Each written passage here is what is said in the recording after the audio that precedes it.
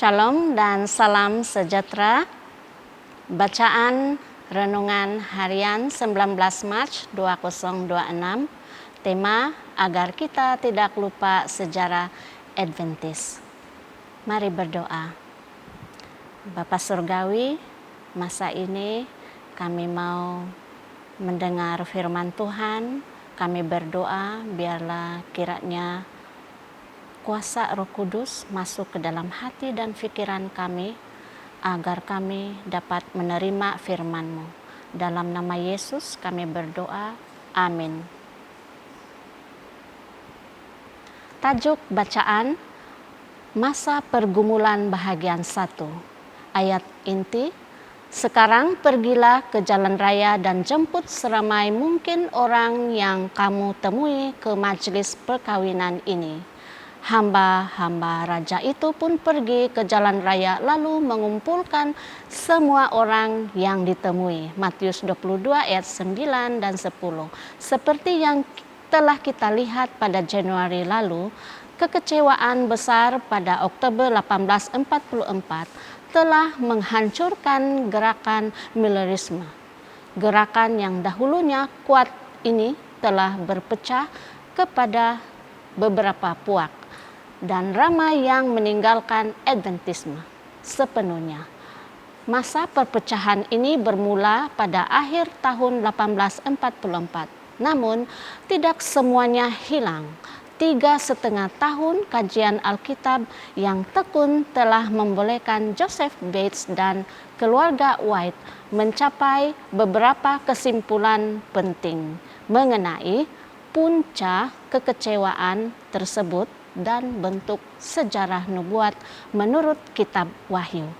Menjelang awal tahun 1844, mereka memiliki satu message berdasarkan inti Wahyu Yohanes yang menghubungkan kedatangan kedua, pembukaan bilik kedua tempat suci di surga, dan kepentingan Sabat pada akhir zaman ke dalam satu teologi yang bersatu. Bagi Bates dan keluarga White, ini bukanlah 3 doktrin atau kepercayaan asas yang berasingan, tetapi satu message akhir zaman yang padu.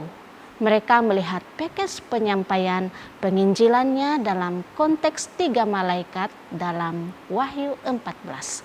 Mari kita memasang telinga mendengarkan surat James White kepada saudara Bowles pada 8 November 1849 melalui pengisytiharan kebenaran Sabat sehubungan dengan gerakan Advent. Tulis White, Tuhan sedang menyatakan siapa yang menjadi miliknya. Masa perpecahan telah kita alami, itu sudah berlalu, dan sekarang adalah waktu bagi orang-orang kudus untuk dikumpulkan dalam kesatuan iman dan dimeteraikan oleh satu kebenaran suci yang menyatukan. Ya saudara, waktunya telah tiba. Memang benar bahwa pekerjaan ini bergerak perlahan, tetapi pasti dan semakin kuat pada setiap langkah. Orang-orang baru memasuki ladang-ladang dan memberitakan message pemeteraian dan pemisahan dari malaikat ketiga dalam Wahyu 14. Oh jiwaku, betapa luar biasanya message ini. Pengalaman Advent kita yang lalu, posisi kita sekarang, dan pekerjaan kita di masa depan telah ditandai dalam Wahyu 14. Sejelas yang dapat dituliskan oleh pena nubuat, syukur kepada Tuhan karena kita melihatnya.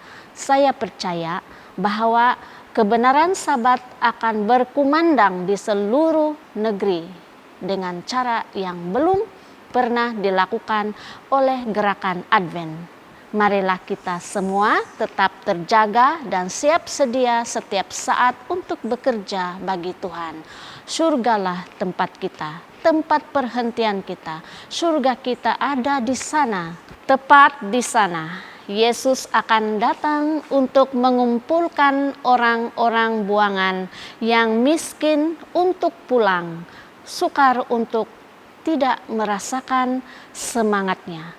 saya masih bersemangat saat membaca janji-janji Tuhan dan nubuat-nubuatnya. Rumah kita bukan di sini, tetapi di sana. Demikianlah bacaan renungan kita hari ini.